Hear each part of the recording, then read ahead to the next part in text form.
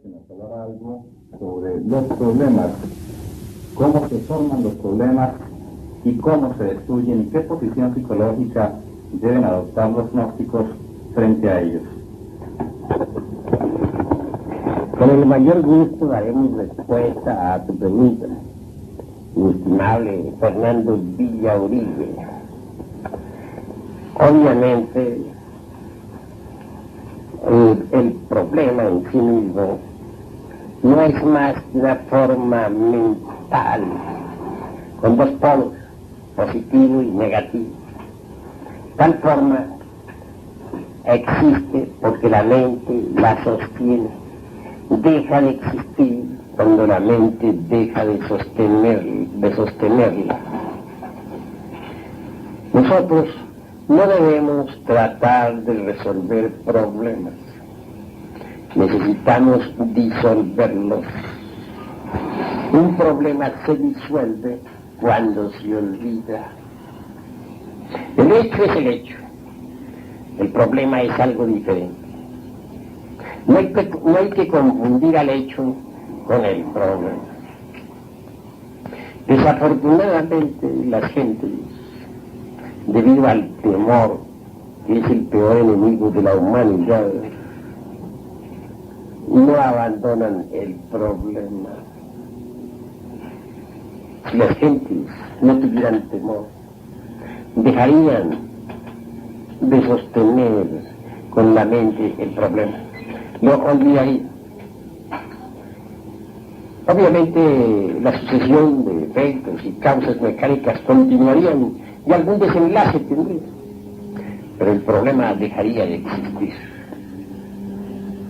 Que se necesita cierto valor, es verdad, pero ¿de qué sirve un problema?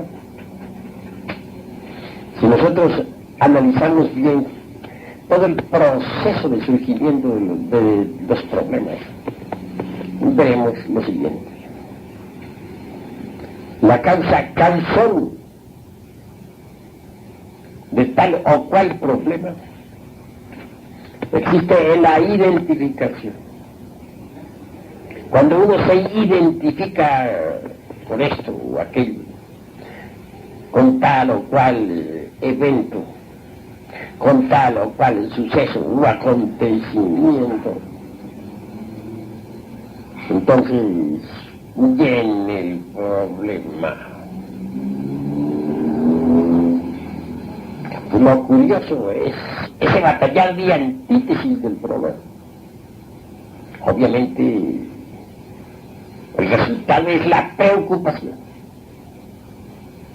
Si nosotros analizamos la preocupación en sí misma, veremos que es eminentemente destructiva. El centro emocional alterado pone a trabajar en forma desordenada al centro intelectual y también excita en forma inarmónica las actividades del centro motor. Si observamos a una persona preocupada, veremos en su entrecejo rugoso, en el movimiento de sus manos, etc. La pésima actividad del centro motor. Obviamente marcha en forma desordenada. Y en la mente no hay duda de que hay un batallar de antítesis espantoso. Podría decirse de una preocupación ocasionada por un problema, que es un verdadero caos dentro de nosotros mismos. No tiene orden, no lleva una dirección definida. Tres centros, pues, están activos durante la preocupación: el emocional, el intelectual y el motor. Y esto es gravísimo. indiscutiblemente, el desgaste psíquico y fisiológico ocasionado por la preocupación suele ser espantoso. Las graves preocupaciones traen úlceras al estómago, daños al cerebro, etcétera, etcétera, etcétera. Personas demasiado preocupadas, por lo común, tienen pésima digestión. Se altera el funcionalismo digestivo. La preocupación arruina todo el fondo vital del organismo. Y en general, todo el organismo humano. Interesante es aprender a eliminar las preocupaciones. Cuando uno logra someter a ese par de elefantes que tenemos en nuestro organismo, que son el centro intelectual y el centro motor, obviamente la batalla está ganada, porque este par de elefantes pueden someter al centro emocional, en cuyo caso la preocupación cesa. Sucede que cuando estamos muy preocupados, obviamente nos hemos olvidado de sí mismos, de nuestro propio ser interno. Durante la preocupación uno se encuentra identificado con el problema. No tiene uno tiempo para pensar en otra cosa que no sea en el problema. Que ahí viene esa horrible preocupación. Quien quiera, pues, eliminar la preocupación, debe, ante todo, entrar en ese estado psicológico que se llama la íntima recordación de sí mismo. Cuando uno se recuerda a sí mismo profundamente, entonces todo cambia. Cesa la corriente desordenada de los pensamientos y de los deseos y la emoción. Eso es obvio.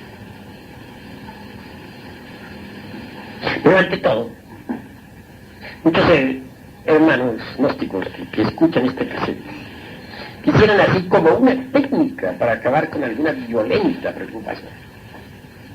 Y nosotros, con el mayor gusto, se la vamos a proporcionar en este cassette. Decía que sometiendo a ese par de elefantes, que son los centros intelectual y motor, podemos, por medio de ellos, controlar al centro emocional. Claro, se necesita una técnica, repito, y con el mayor gusto la vamos a dar. Para normalizar al centro motor, conviene relajar completamente el cuerpo. Empezar por relajar los nervios del cerebro, los músculos de la cara, todas esas comisuras de los labios, cuello, los brazos, las manos, tronco, estómago, las piernas, los pies, y respirar honda y profundamente.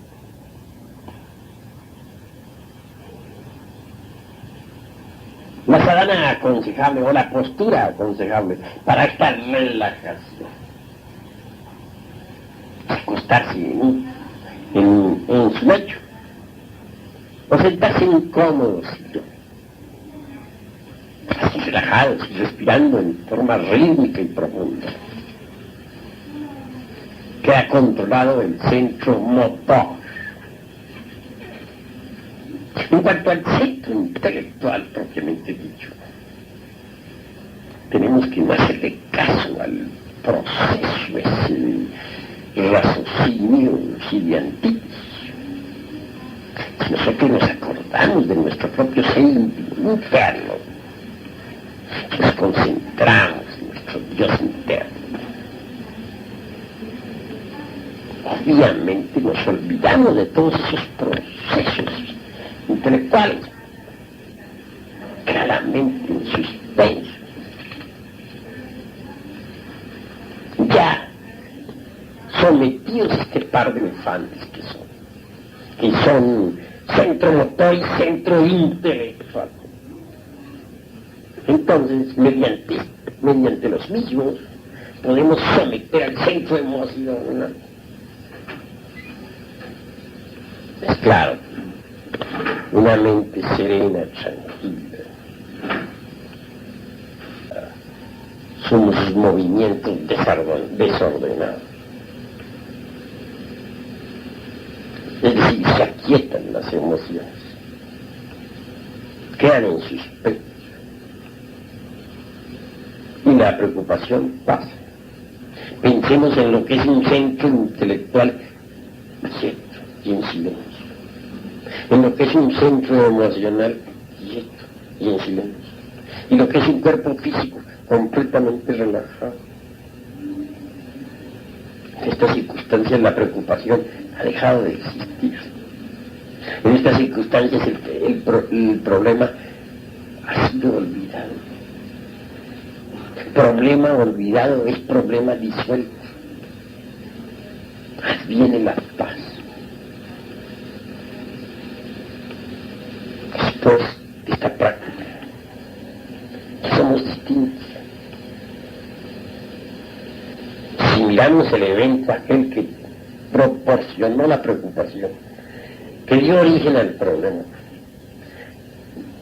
ya no lo vemos como lo estábamos viendo antes de la práctica.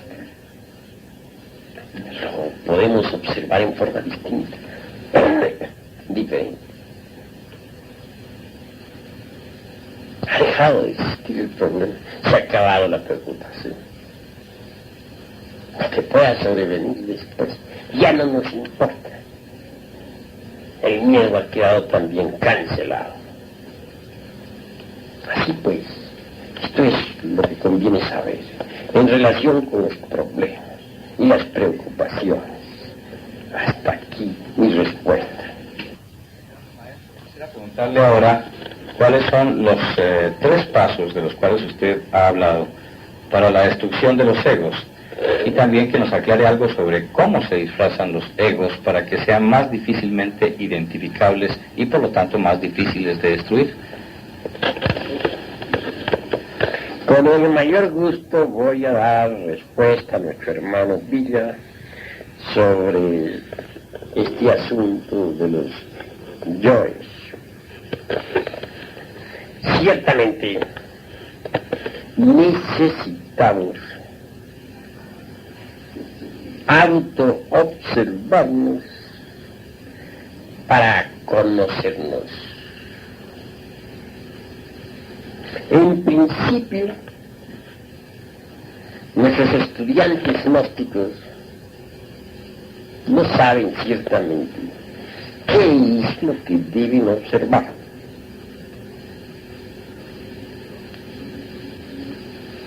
Cuando se comienza la autoobservación, todo resulta caótico. No se tiene todavía la práctica. Aparece nuestra psiquis confusa. Conforme nosotros vamos desarrollando el sentido de la autoobservación a través del mismo ejercitamiento práctico, comenzamos también a percibir vagamente algo de nosotros mismos, que antes no conocíamos. Posiblemente descubramos que tenemos un defecto que antes nunca sospechábamos. Tal vez la mala voluntad hacia algo, posiblemente un deseo inferior o una emoción negativa, o cualquier otro defecto psicológico. Cuando uno realmente ya ha descubierto, aunque vagamente, algo de lo cual antes no se había dado cuenta, entonces, incuestionablemente, se encuentra ya, pues, algo sobre qué trabajar. Y surge en nuestro interior el propósito de trabajar.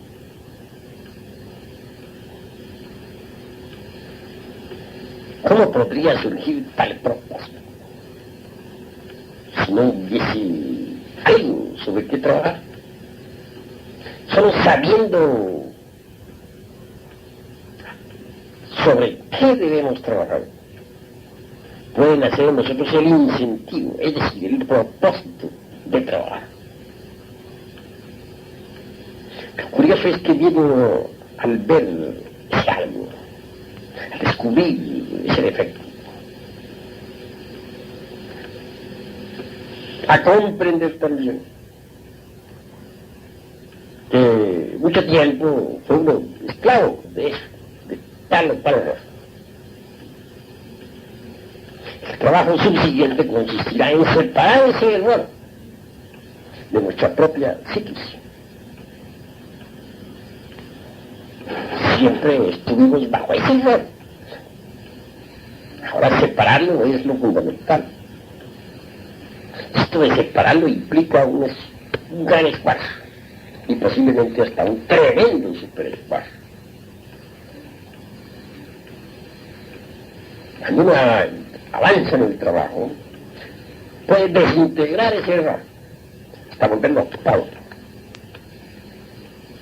Es claro que se necesitará pues de una fuerza superior a la mente capaz de desintegrar el error que hemos descubierto.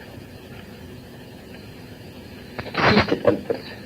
Es la serpiente ígnea de nuestros mágicos poderes. La Kundalini, ese fuego serpentino anular que se desarrolla en el cuerpo de la zeta y que citan tantos sabios orientales, tal fuego superastral, o fuego solar, convenientemente dirigido contra el yo psicológico que personifica al error descubierto por nosotros en nuestro interior. Viene naturalmente a desintegrarlo, a pulverizar, para liberar esencia. Ahora bien, en la cuestión esta del autodescubrimiento, necesitamos ser didácticos, necesitamos observar cuidadosamente el comportamiento del error, o mejor dijéramos del yo psicológico que personifica el defecto. En cada uno de esos tres centros llamados intelectual, emocional y motor. Cualquier defecto está personificado por algún yo psicológico. Una es la forma como se expresa en el centro intelectivo. Otra, el modo como se comporta en el centro emocional situado en el corazón. Y otra, la manera como se comporta en los centros motor, instintivo y sexual.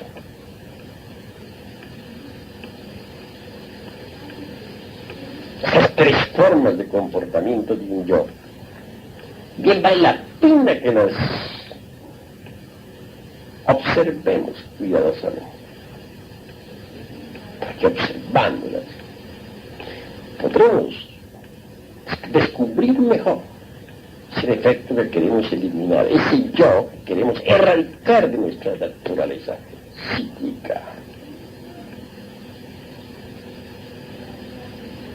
Así pues, cuando se me pregunta sobre los 3 pasos que hay que dar, me refiero exclusivamente a la observación minuciosa de tal o cual yo psicológico, en los 3 centros: intelectual, emocional y motor instintivo sexual.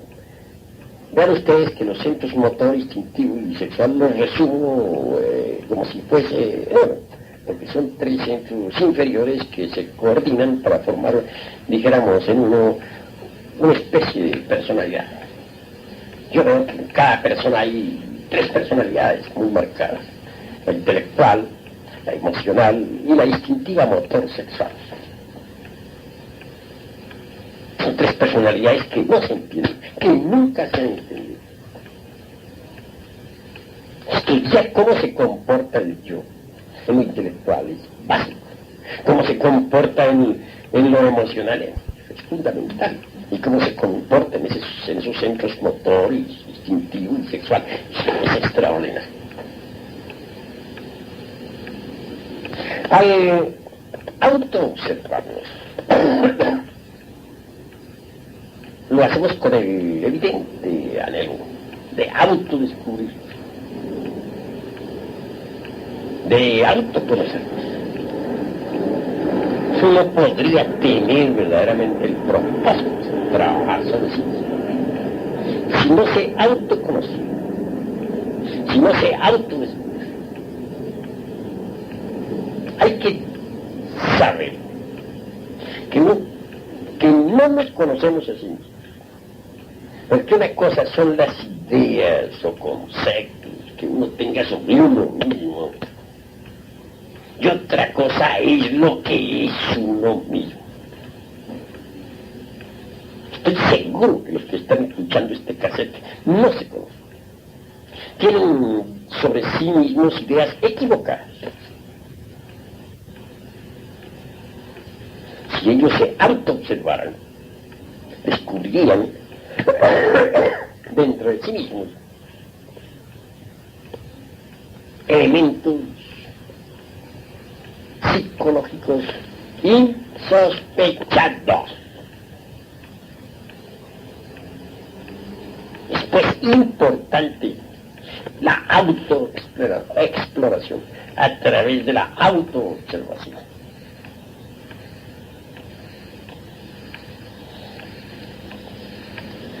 Naturalmente que se necesita el propósito de trabajar sobre uno mismo si se quiere un cambio radical, interior, profundo. Mas tal propósito no podría surgir de nada. Incuestionablemente ese propósito del trabajo solo podría originarse de la autoobservación, que nos da a su vez el autoconocimiento. Cuando uno descubre mediante la autoobservación la existencia de tal o cual elemento indeseable, siente en sí mismo la necesidad de un propósito. Claro, surge en uno el propósito de erradicar ese elemento de su naturaleza. Y si persevera en el propósito, pues al fin triunfa.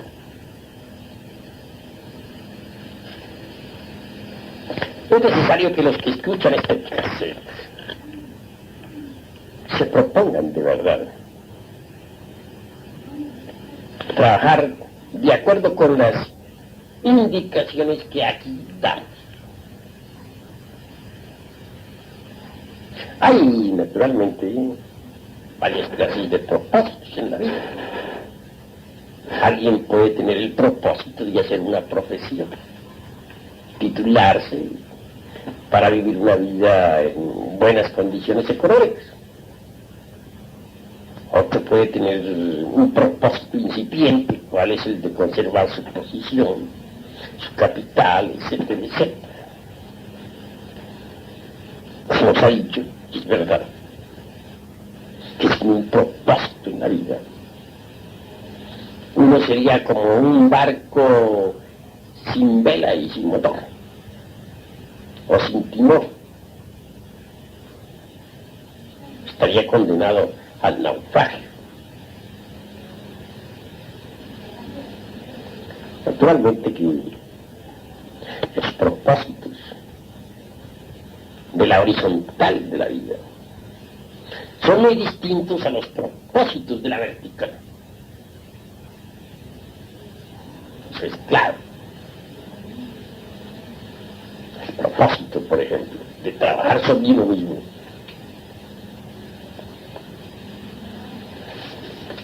puede estar reunido con los propósitos de la vida tal como se procesa en la línea horizontal de la existencia. Aún más, los propósitos de la vertical no tienen ninguna significación en la línea horizontal de la existencia. Cuando uno tiene el propósito de trabajar sobre sí mismo,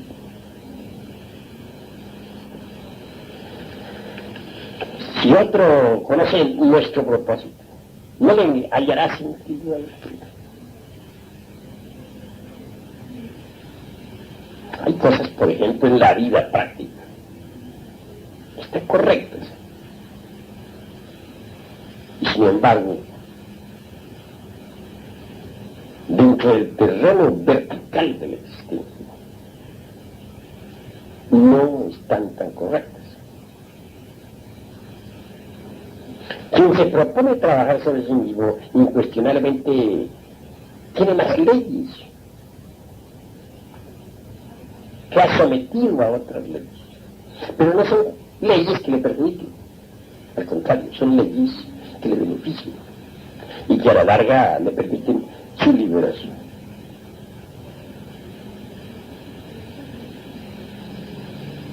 Eliminar de nuestra naturaleza íntima los elementos psicológicos indeseables es urgente, porque sólo así se consigue el verdadero despertar, que es el objetivo de todos nuestros trabajos esotéricos.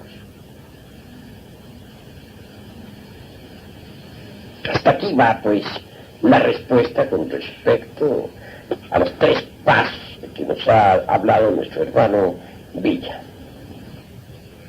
La forma como se disfrazan nuestros egos para hacerse más difícil su ubicación y por lo tanto su destrucción.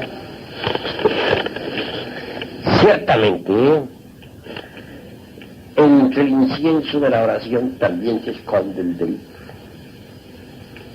Entre el perfume de los templos se esconde el delito. El delito se viste de santo, de mártir, de apóstol, etcétera, etcétera, etcétera. El delito busca innumerables justificaciones. El delito se escapa. Le gustan los evasivos, etc. Por ejemplo, gentes hay que dicen que aman la belleza. Inclusive hay hermanos que no te gustan. Consideran sencillamente que aman y se justifican de 50.000 maneras. Pero si ellos vieran lo que está sucediendo en los procesos subconscientes, si ellos se autoexploraran íntimamente, descubrirían la tremenda lujuria de su interior. Obviamente en instantes se enfichaba en el piropo a la muchacha que pasaba. Yo he sumergido de infraconscientes infrahumanos. Copulaban con yoes inferiores sumergidos de la dama que pasaba. Esa es fornicación. Y esto que estoy diciendo sobre las damas también se puede aplicar a los caballeros. Mujeres hay, por ejemplo, que ven un joven y lo miran, les parece guapo, consideran que no han hecho nada mal, pero en su interior ha habido fornicación. Así pues que la fornicación se reviste de muchas formas. La fornicación se disfraza también con el ropaje de la belleza. La ira suele vestirse con la toga del juez. Los celos son multifacéticos. Existen celos religiosos.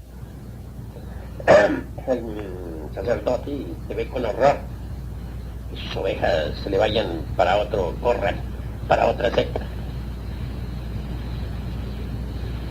El gnóstico que se enoja porque otro hermano deslumicial se pasó para otro santuario.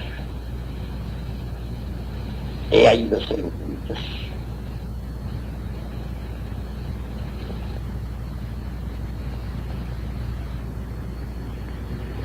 Iba a decir, el hombre celoso. Repito, el hombre celoso cuida mucho a su mujer. Considera que está rodeada de peligros. La encierra bajo 7 candados, etcétera, etcétera, etcétera. Mas en el fondo son puros celos. Así pues, el delito se disfraza de muchas maneras. En cierta ocasión el maestro Moria me decía, unirse con el íntimo es algo muy difícil. De 2 personas que intentan unirse con el íntimo, tan solo una lo consigue. Porque como dijo el poeta, entre las cadencias del verso también se esconde el delito. Muchos son los que se justifican para no hacer obras de caridad. Muchos son las evasivas con respecto a tal o cual error. Por ejemplo, yo conocí a alguien que lleno de ira, después de un ataque de ira, exclamaba, no, yo no tengo ira, no fue ira lo que sentí, era que estaba demasiado nervioso, ofuscado, pero eso no fue ira. Hay otros que no tienen ningún inconveniente en decir, no, soy un cumplidor de mis deberes, veo por mi casa, por mi hogar, por mis hijos, etcétera, etcétera, etcétera. Y sucede lo contrario. Por tal cual motivo truenan y lamparean, le niegan el pan a los hijos o a la mujer. Conocimos el caso de un sujeto XX cuyo nombre no menciono. Él decía que quería llegar al Padre. Practicaba diversos ejercicios esotéricos, tremendamente místicos. Sin embargo, tomaba y relampagueaba en su casa. Era un ogro. Mas él presumía de virtuoso, de santo. Cualquier día de esos tantos, la pobre mujer perdió a su padre terrenal. Dejó un legado para la misma. Una finca muy hermosa en determinado lugar de México. Después que el ogro se hubo enterado de esa herencia, ordenó a la mujer que le entregara en forma total todos sus bienes. la infeliz, que ofreció alguna cantidad de dinero. Mas él protestó iracundo diciendo, todo o nada. Y como la mujer temiese más tarde quedar abandonada por el ogro, resolvió no entregarle nada. Bien lo hizo, decimos nosotros. Airado el ogro, le exigió el divorcio. La pobre no quería en modo alguno tal divorcio, pues amaba a sus hijos y de ninguna manera deseaba que estos permanecieran sin padre. Mas el ogro, furibundo, no aceptó plazo y la infeliz se vio obligada a firmar carta de divorcio. Cuando visité al ogro, le hallé sumido en mística oración. Me hablaba de que quería llegar a su padre, de que quería autorrealizarse, etcétera, etcétera, etcétera. Era vegetariano insoportable, en un 100%. Se consideraba un santo, se lavaba las manos, se creía perfecto. No está de más concluir esta narración diciendo que hube de cortar esta amistad. Vi que resultaba inútil tratar de llevarle por la senda de rectitud. Es claro que para poder hollar la senda que va a conducir a uno a la transformación íntima del ser, se necesita antes que todo ser un buen amo de casa, cumplir uno con sus deberes, para con la esposa, para con los hijos, para con los suyos. Mas si uno no es un buen amo de casa, no puede en modo alguno dedicarse de verdad a un trabajo esotérico superlativo del ser. He conocido a muchos que deseaban hollar la senda, que creía que iban muy bien.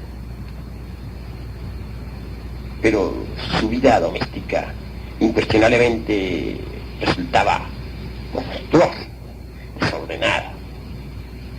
Es claro que esa clase de gente fracasa. Para el trabajo esotérico sobre uno mismo se requiere ser, como ya dije, primero que todo un buen dueño de casa. Segundo, ser uno una persona decente, culta, no un lunático, no un chifletas. Se necesita que haya en uno, que exista en uno un verdadero equilibrio social y económico. Solo así verdaderamente se está preparado para el trabajo sobre uno mismo. Pero el delito suele disfrazarse con muchos ropajes. Hay malos hijos en el mundo que están trabajando sobre sí mismos, queriendo llegar a la autorrealización del ser. Hay malas esposas que están trabajando sobre sí mismas y que quieren la liberación. Hay malos maridos que se creen perfectos, pero que son monstruosos y sin embargo están trabajando sobre sí mismos, se proponen llegar a la liberación y anhelan. Toda esa clase de gente es así, fracasan. De nada sirve que nos disfracemos. El fracaso es fracaso. Así pues que vale la pena reflexionar un poco en todas estas cuestiones. Si alguien es un buen dueño de casa, un buen hijo, un buen hermano, un buen padre, una buena madre, un buen ciudadano, si es una persona decente, si es una persona que no es lunática, que no es chifleta, está preparada pues para el trabajo interior sobre sí misma. Hasta aquí, pues, mi respuesta. Algo sobre los estados de conciencia y el comportamiento psicológico que debe tener la persona frente a cada uno de los eventos. Bueno, la mayor parte de gentes, cuando nos narran sobre la historia de su vida en forma gratuita, solo cuentan eventos, es decir, sucesos. Y creen que su narración es plena, completa, lo cual es falso. Han olvidado tales personas los estados de conciencia correspondientes a los diversos sucesos de su propia existencia. No hay duda de que todo evento va acompañado de un estado de conciencia. Hay tantos estados de conciencia cuantos eventos hay. Eso es obvio. Muchas veces sucede, pues, que no nos hallamos en el estado de conciencia apropiado para tal o cual suceso. Y el resultado suele ser el fracaso. Podría decirse que existen acontecimientos que toda la vida hemos estado aguardando. Y el día que verdaderamente llegan a caer, entonces no sabemos apreciarlos por no hallarnos en el estado interior apropiado. El 13 de diciembre de este año 1974 celebramos aquí en México la clausura de los estudios 1974. La fiesta estuvo alegre, fue armonizada por un conjunto musical. Todos los hermanos dichosos. Sin embargo, pude apreciar a una dama que no se hallaba en el estado interior apropiado. Esta dama empezó quejándose de la música, que los sonidos estridentes, que se iba a volver loca con esos ruidos, que me pediría permiso para retirarse, etcétera, etcétera, etcétera. Luego alegó algunas razones de tipo espiritual. En forma enfática subrayó. Pensaba que este festival iba a ser con una meditación muy profunda, pues me han dicho que usted da clases de meditación en tercera cámara. Mi respuesta, claro, fue la siguiente. Hemos estado meditando durante todo el año, estimable hermano. Y hoy solamente hemos sacado una mínima cantidad de tiempo para clausurar los estudios del presente año en nuestra institución. Indubitablemente, los hermanos todos hemos celebrado por tal motivo una fiesta. Creo que con este festival damos por terminados los estudios del presente año escolar. Nada parece no haber entendido. Cuando prosiguió con sus estados de nerviosismo por la música que resonaba alegre en la estancia, me limité a decirle dos palabras: paciencia y serenidad. Algo entendió la dama, mas al fin no pudimos evitar que se retirara. Como ven pues ustedes, estimables hermanos que escuchen esta cinta, dicha dama no se hallaba en el estado interior apropiado. Entonces no supo realmente apreciar aquel evento maravilloso. Si analizamos un poco más a fondo esta cuestión de los estados interiores, vemos que son básicos, indispensables. Cuando uno no quiere ser víctima de las circunstancias, todas las gentes son víctimas de las calamidades de las circunstancias. Nadie sabe originar circunstancias nuevas. Pero si uno aprende a manejar sus estados interiores, no se convierte en víctima de las circunstancias. Si uno aprende a manejar sus estados íntimos interiores, puede originar nuevas circunstancias. Veamos esto. Supongamos que un insultador excelis nos quiere con la palabra. Si nosotros reaccionamos violentamente, iremos a parar a la cárcel o al cementerio, o por lo menos a una clínica. Cinco ejemplos concretos para hacer más inteligible esta gracia. Hace unos 20 años, cierto vecino se propuso insultarme. No le había yo jamás ocasionado tanto, pero afirmaba en forma enfática que los hijos míos, que a la sazón eran niños, arrojaban piedras de su casa. Si eso es así, no lo pude decir jamás. Si no es así, allá él y sus corajes.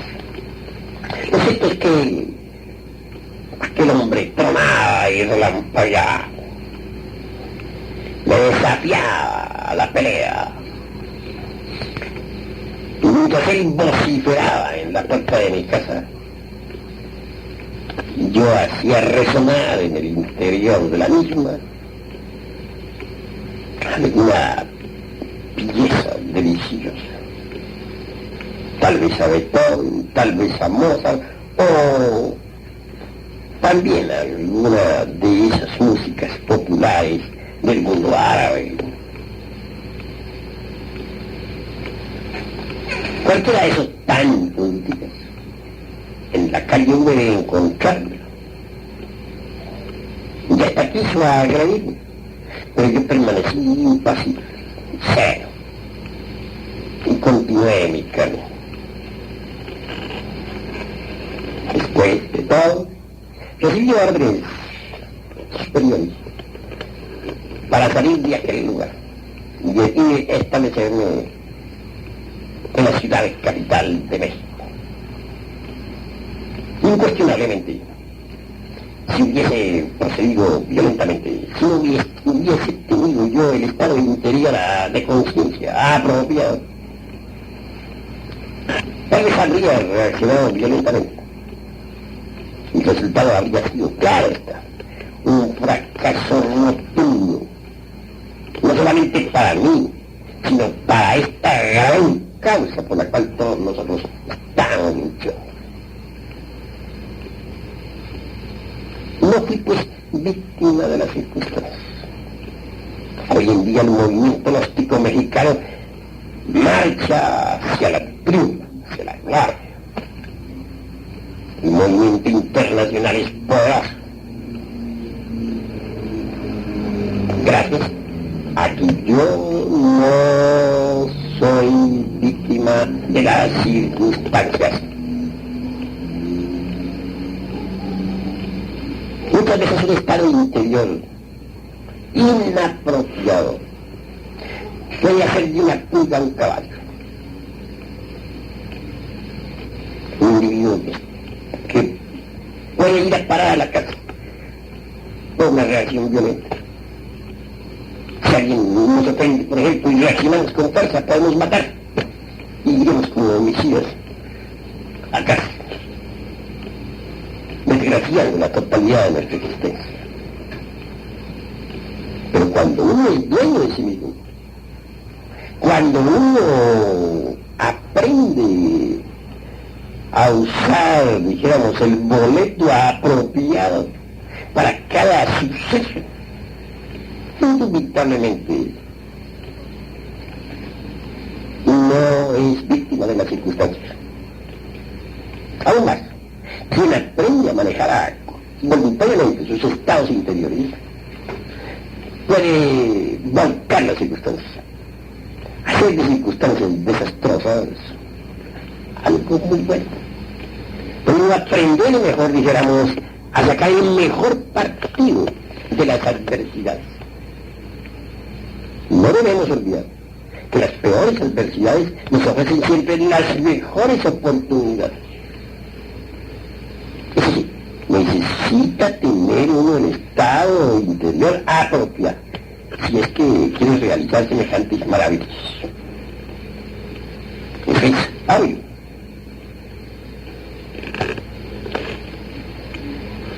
Continuando hacia adelante nosotros con estas disquisiciones, podremos darnos cuenta cabal que hay dificultades en la vida que son desastrosas, pero que mediante un estado interior apropiado podemos modificar completamente a nuestro favor. En cierta ocasión, alguien quería asesinar a una persona que había en casa. Vino a buscarle con el ánimo de darle de balazo. Yo sentí interiormente el peligro que tal persona corría. Y cuando preguntara el posible asesino por esta persona, me limité a preguntar. Me ofrecí Siria. Y luego, ambos, el buscado y el buscador, celebraron pláticas. Obviamente yo fui el intermediario. Las palabras que dije, lo que aquel dijo, etcétera, fueron motivos más que suficientes como para que aquel que venía con el ánimo de asesinar no asesinara y hasta se convirtiera en un gran amigo. Es ahí cómo se modifican circunstancias cuando uno aprende a usar el boleto apropiado. Hemos visto fieras, pues, transformadas cuando uno tiene el estado interior apropiado. Uno puede, mediante el estado de conciencia correcto, domar verdaderas fieras. El que es víctima de las circunstancias, incuestionablemente no sabe manejar sus estados interiores. Y eso es lamentable.